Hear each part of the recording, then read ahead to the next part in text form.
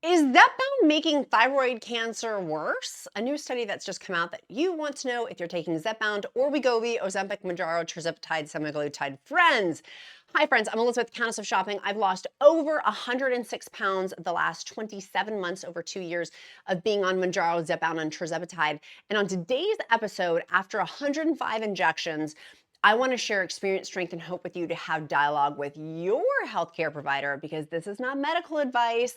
This is simply my experience, strength, and hope from someone who's lost a ton of weight and someone who loves giraffes too. Let's dive in. So there is a study that came out. It's from the JAMA network. I want to make sure I'm citing my source, and I will link this down in the description link below too, so you can follow up with me specifically on why this is important, because I feel like we hear a lot because of the media, or I'll use my I statements. I hear a lot about these horrible side effects associated with Ozempic and tirzepatide. And it dilutes and drowns the noise of the positive benefits of what GLP-1s do, like 20% reduction in cardiovascular events and strokes and heart attacks, like sleep apnea as being used as a treatment plan. Of course, obesity management and type 2 diabetes, brothers and sisters, but now testing being done with Parkinson's and Alzheimer's and other things are getting tested with GLP-1 medication. I'm talking fast today because I had 2 cups of coffee and I normally don't.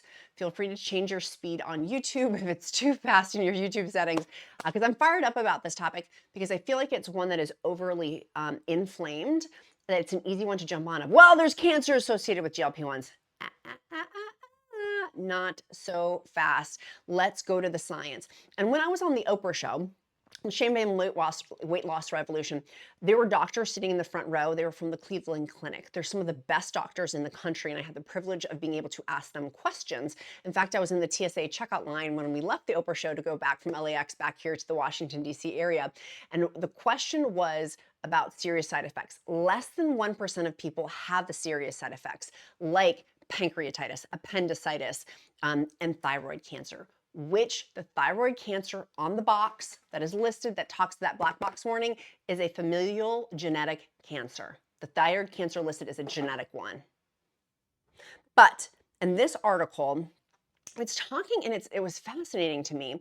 And the article was from JAMA.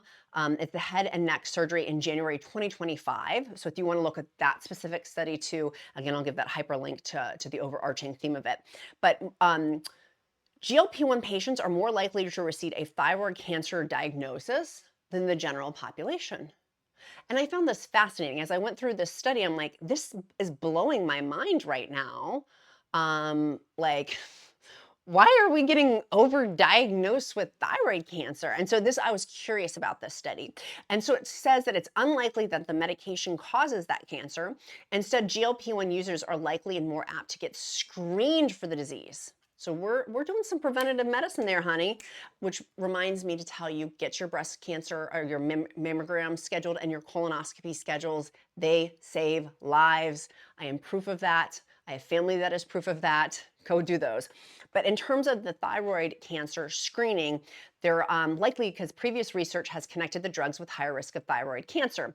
Rosalina McCoy, Dr. McCoy had an associate professor was talking about this to this article and saying that we're finding more cancers, and this is really because we're looking for them and we're getting more ultrasounds. Now, friends, that's a beautiful thing. That pre-diagnosis, like if we wait for cancer, some cancers, I've literally seen it firsthand in my family of somebody who waited way too daggone long, and the treatment of the cancer is brutal, and the treatment of that cancer is gnarly. And if it had been caught 6 months earlier, it would have saved this person a substantial amount of pain, money, time, and potentially their life. The thyroid screenings commonly pick up harmless nodules, leading to an unnecessary cancer diagnosis. But really, is it unnecessary is my question. But this is also a problem in the general population. The study published in early February found thyroid cancer has been overdiagnosed for a decade, likely due to the increase of medical imaging. And so what they found is Dr. Zumsteg said, we found that although the incidence of thyroid cancers stopped rising after 2009, the rates of overdiagnosis of thyroid cancers have essentially stayed the same. And he works at Cedars-Sinai Institute. Thyroid cancer continues to be overdiagnosed at peak levels without any significant improvement. And so in that JAMA study, going back to GLP-1 medications, it says the 2010 animal study found long-term exposure to the liraglutide, which that's it's GLP-1. It's been around for a while, but it's less effective than semaglutide, and then semaglutide is less effective in terms of data, like weight loss lost. Liraglutide is less effective than semaglutide, and semaglutide is less effective than tirzepatide. Tirzepatide is Mounjaro and ZEPBOUND. Semaglutide is Wegovy and Ozempic. So liraglutide increased rodents' risk of the medullary thyroid cancer. It's the rarest form, making up 3 to 4% of all human cases. And that research is what led to the black box warning on medication. Research in humans found no additional risk of thyroid cancer in people using GLP-1 medication. Not in people, mice. So, to further assess the link between GLP-1 use and thyroid cancer, Dr. McCoy and her team, oh, I love that it's a woman. You go, Dr. McCoy. She analyzed the data from 350, almost 352,000 patients, who newly filled prescriptions of several medications, including GLP-1. All participants had type 2 diabetes and were at moderate risk for heart disease and did not have a history of thyroid cancer, right? So that's knocking out that familial genetic cancer because they didn't have a history of it. Or no, I mean, that doesn't make sense. Scratch that, scratch that. It was they did not have a history of thyroid cancer. They themselves, not their family, themselves. At face value, GLP-1s did slightly increase the risk of thyroid cancer diagnoses, but when we dove deeper, we found that this increased risk was only in the first year after starting GLP-1 medications, which is important because cancer takes a long time to develop. This raised our suspicions. And so to examine the potential for overdiagnosis, the researchers then checked people with GLP-1 were more likely, we're getting screened more for thyroid cancer, right? I don't know about you, but I got thyroid issues. I feel like that was like one of the things that for my morbid obesity, it was a good, like, you've got thyroid issues, you've got a slow thyroid, you've got hypothyroidism. And so that being a part of this in terms of obesity, for me, definitely, anyways, I digress. I don't want to get off on that tangent. But so we're more likely to get screened if we're taking GLP-1s. And so they found that they're more likely to have those ultrasounds, and that screenings were simply picking up on existing nodules, which wouldn't pose a threat if left undetected. So they're not going to hurt us. Those nodules aren't going to hurt us if left undetected. The study did have some limitations. So this is important to know. Detailed patient information, including potential risk factors for thyroid cancer, were not available. The researchers also didn't know for sure why the thyroid patients were getting screened and diagnosed of thyroid cancer, or which type and stage of the cancer, because that's an important piece too. So in general, experts said thyroid cancer tends to be overdiagnosed because of the prevalence of medical imaging with CT scans and MRIs. Screenings of these thyroid nodules are technically cancerous, but asymptomatic and clinically insignificant. We need to do a clinically insignificant dance. Y'all, I'm trying to burn 100 calories. I'm like, how can I burn 100 calories while I'm filming? What if I just filmed a whole video like this? Like, do you guys remember Tybo? Any other Tybo people out there? What if you just watch the video for the rest of this video and we both just sit like this while we're going through and being like, you silly goose juice. Oh my gosh. Okay, let's get back to the data at hand. We've had enough little playtime here. So it's not been found that it would have changed much from the patient perspective. Mortality from thyroid cancer as a whole continues to be very, very low. And thyroid cancer survival rates vary depending on type, stage.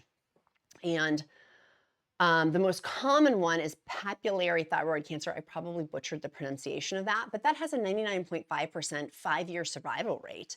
And you get an early diagnosis of those nodules on there. So I wanted to share all of this because I feel like, so should you worry? about taking these. And so Dr. McCoy, who was the one who did that data analysis of the 352,000 GLP-1 patients, says, quote, I feel very confident telling my patients that they can safely take GLP-1s. Obviously, you want to talk to your own healthcare provider because we're all different. But Dr. McCoy then says they are worried about thyroid cancer. It should be reasons other than GLP-1 medication. So, and people have an increased thyroid cancer if they have family history of the disease or a rare genetic disorder called multiple endocrine neoplasy type 2 or MEN2. Dr. Siegel says exposure to high levels of radiation can also elevate chances of thyroid cancer. So she's saying we're victims of our own technology. I would like to know if I have a nodule on my thyroid. Overdiagnosing, you know what I mean? Like, I'd rather just know so I can continue to monitor it. Like right now, I've said this before on my mammography, I have a cyst that I continue to check on my left breast. We continue to do imaging, it's fine. Thank God, praise the Lord. It's fine, but thank goodness we have the medical technology to keep monitoring this so they can stay on top of it because I do have a family history of breast cancer. It scares the dickens out of me. And anyways, so I don't think to me, and maybe I'm looking at that wrong, but is a bad thing necessarily. I mean, I guess it would freak one out being like, oh, you have thyroid cancer, but at least you can continue to monitor it. But it's saying it's not putting patients at significant risk. So I found this fascinating. And I also wanted to give the 1-2 punch. I don't know why I'm on I said thyroid, why I'm on a Thai bow kick. Maybe I need to go to a boxing ring today to go work out. That 1-2 punch with thyroid cancer. To me, I feel like the media talks so much about it. Well, it causes cancer. Well, it's a thyroid cancer. And well, it's a genetic one. And that scares so many people. I have so many people in my inbox, well, I'm afraid I'm gonna get cancer. I'm like, babes, they're testing GLP-1 medications to help with cancers, right? Because it makes sense if you, I don't know about y'all, but so this is me lifting. This is me lifting from 2 days ago. I got to lift today. That's on the agenda. That is on the docket of things to do for my health and to move forward with my health. But one of the things that I am grateful for and I appreciate is that I don't eat as much sugar as I used to. Sugar causes, I mean, obesity leads to cancer. We know that. Obesity makes cancer rise. And so by taking this medication, by limiting, by me eliminating that I'm not morbidly obese anymore, I'm not obese anymore, and now I'm just slightly overweight, almost to a healthy weight range, but I'm able to do things like lifting. And I'm not to my goal weight yet. Someone said, and I usually, it's like, you've been saying for months now you've lost 106 pounds. I'm like, well, then you get up here and lose 106 pounds, smarty. Block. I have been blocking people left and right. Yeah, I have no filter left. For some reason, something happened here in April 2025. It's my birth month. I don't know. I grew a pair of kahunas or whatever, but I'm like blocked. I will not put up with meanness in my comments, literally. So I'm giving that warning now for anybody like blocked, bloop, blocked. Like losing 106 pounds and someone being like, well, you've been saying that for a while. You probably get that in your life. And I wanted to share that as an example, taking a right turn, of that people in your family or friends, if they say that, that is not someone you want to be taking advice from. I don't take advice from dentists who don't have teeth. And I certainly am not going to trade places or take advice from somebody who says a comment like that. That is not helpful. That's not encouraging. That's not kind. And it's not necessary. Like, it's none of those things. So, new exit stage left. I have become very much in recent weeks and months, very much protective of my peace. Particularly after I did that video on my weight gain, which by the time this video comes out, it will now have been like a week or a week and a half since that one came out. If you haven't watched it, go watch it, about how I've had weight gain and why. Major life SHIT has happened. And it was where I'm talking about my big announcement, which I'm really proud of that big announcement. It makes my heart so happy.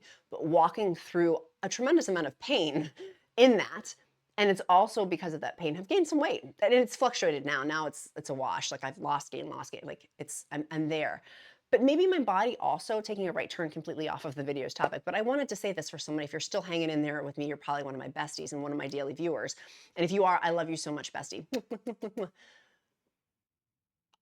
A viewer had made a comment. It's Clokey, who's one of the longtime viewers who I love to pieces. Like, maybe that's just your weight. Like, maybe that's just like your setting weight. Like, maybe that just is. I hadn't thought about that. And so I've been thinking about that. I'm like, well, I'm keeping fighting. I'm keeping going. I'm still a little bit off from being at my considered a normal BMI, healthy BMI. But I'm doing everything in my power. Like I'm lifting weights, I'm trying to eat as cleanly as I can with what I have and with emotional triggers happening while I'm doing that. And many of you could relate to my emotional triggers right now. There's a lot vibrationally, and whether you choose to believe that or not, happening. And so, anyways, um, the bottom line of what I'm trying to say is hanging around some positive people, being focusing on positive things. And what can I do today to help move the needle on that? Because this is hard for me and I'm not where I want to be yet. But maybe, and to Colby's point, maybe this just is my weight. Maybe it is. I can't wait in a year, in 2026, when if and when, which it probably will, but when Kaguya-sama gets released, and we may see retatrutide probably, no, I don't know, in a year and a half, maybe somewhere. I don't quite know. I don't know. Somewhere in that ballpark. I've done other videos as to potentially when. It still has to go through FDA approval, which now with the FDA changes of all those workers getting fired, it may take longer for these approvals, but then also it's big pharma. So I have a feeling big pharma may try to get that pushed through, if you know what I mean. So we'll see. We'll see on both of those. So that's one of the things too that I'm not holding out. Like in a year, this all could be different as well. If you're stuck kind of like I am right now, not that I'm stuck, but you know what I'm saying. But today's video, I really wanted to talk about because I feel like cancers get a bad rap for GLP-1 medications, and people really, and media really hits home on that, and that scares people. And I'm putting on my loose skin cream. I've switched over, by the way. I still absolutely love and recommend 10 out of 10 Crepe Erase, 100%. This is $80 approximately. When it goes on sale, it's less than that, but right now, and it has 10 ounces. But these two new guys, I'll link them down below, I am obsessed with. One is 3.38 ounces, and this is 6.8 ounces. They have been awesome. Awesome. There's a slight fragrance to it, but I actually really like the fragrance. I don't even know what to describe the fragrance as. I don't know how to describe that. It kind of reminds me circa Mary Kay 1990s, if you know what that scent smells like. It kind of smells like that. So if you don't like fragrance, there is a fragrance on it for this big bottle. Oh, let me see if this one has it. Let's do a little pull. Yeah, that one has a little bit too. So if you don't like fragrance, then stick with the unscented Crepe Erase ones. But these are, that smells kind of like Kool-Aid. I don't know why I go back to things smell like Kool-Aid. It takes me back to my childhood. I used to love Kool-Aid. Man. Okay, I've really gone off on a tangent. Down below will be the sources I've cited. And of course, all of my products I talk about will be linked on countessofshopping.com/shop, SHOP. Countessofshopping.com is your one-stop for all things GLP-1 lifestyle related, and all of our articles that the Count is publishing daily now, which is very exciting, to help if you just want quick information. You don't necessarily want to watch a full 30-minute encouragement video and you're like, I just want the highlight reel. That will be your place to go. 2, what are you doing today to move you closer to your goals? Tell me down in the comments below. And 3, our emoji of the day is going to be a, I had one picked out and now I forgot. It's going to be lips. It's going to be lips, because our lips today are speaking positivity. Our lips today are speaking encouragement. Our lips today are moving us in the right direction of where we want to go with our goals, where we want to go with our life, and where we want to go in general. So lips is our emoji of the day. I do emojis of the day to get to know you better because I care. It's that pattern recognition of seeing your name pop up. And also, I will pray over you. If you don't believe in prayer, I'll uplift you in positive thought. My beautiful friends, be kind to yourself, be kind to others. I'm Countess of Shopping. Count my blessings because life is delicious. I look forward to seeing you tomorrow. Bye, guys.